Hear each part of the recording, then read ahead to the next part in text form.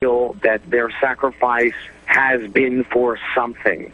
And they will say that the United States, maybe it's not safer, maybe this was just a symbolic moment, but the reason they signed up for military service, and so many of these young men and women signed up after 9/11, was to achieve a victory against Osama bin Laden.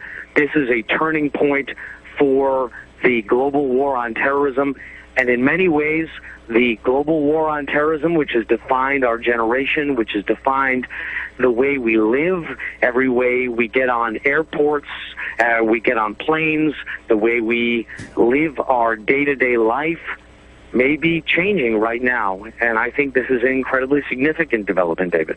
Richard, from your reporting, from your experience on the battlefield and in capitals throughout the Arab world, is this the end of something in terms of those people that Osama bin Laden reached, or is it perhaps the beginning of something? Does his death make him a martyr?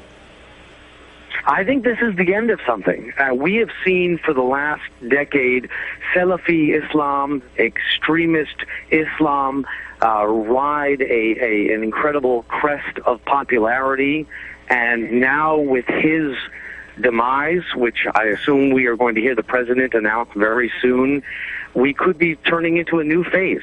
The Arab revolutions, which I am witnessing right here, are starting, and if the 1990s were defined by Islamic radicalism and the last decade was defined by the global war on terrorism, the next decade could be defined by a new period, which is the period of Arab democracy, the period of Arab unity. And if people assume that Osama bin Laden is dead and a new era is beginning, then I think there is a chance for not only a turning point for the U.S. foreign policy, which I mentioned before, the way the United States conduct our daily lives, but in a new way for the way the Middle East operates.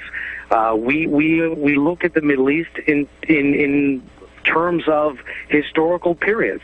The last decade was defined by our war against bin Laden, our war against terrorism, our war against fear.